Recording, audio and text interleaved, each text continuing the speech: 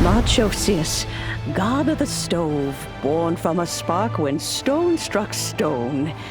He was a god with a great love for humanity and their well-being. Millennia ago, the people sought to expand their city. They built a dwelling on the plains and called it the Gwaeli Assembly. The stove god cared greatly for the people, turning himself into minions who went into every home, fostering food and solidarity alike. Alas, their home was taken by a flood. The waters ravaged the Gwaeli Assembly and forced the people back south to Liyue Harbor. Though the distance was not far, the journey was plagued by a terrible storm. For a dozen days, the Adepti stayed by their side.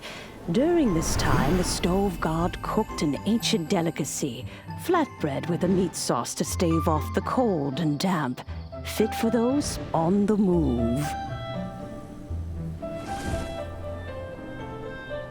Centuries later, disaster and plague arose once more.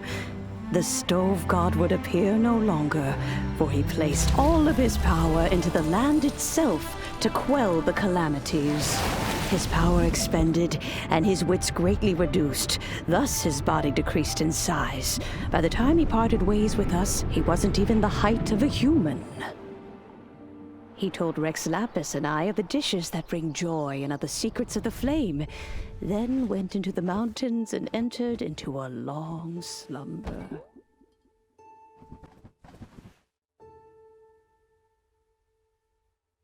The stove god departed, and Guoba was born. When he awoke, he ate the Chiliman's cornbread buns placed on the offering table by a young lady in yellow.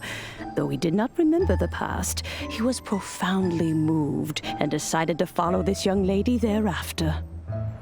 The stove god had quietly disappeared, but the vendors rose early to hawk their wares. People went out to buy goods, lit their stoves, and cooked food, just as they had done every day for as long as they could remember.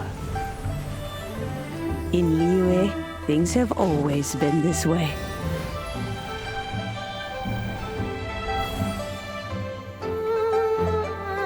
Nature provides, the mountains rejoice. We are blessed by heaven's good grace. Years have gone by. The world has transformed, but our way of life survives.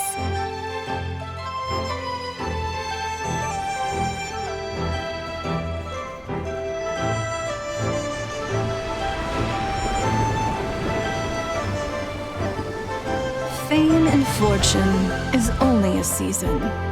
It is the moment that we should embrace.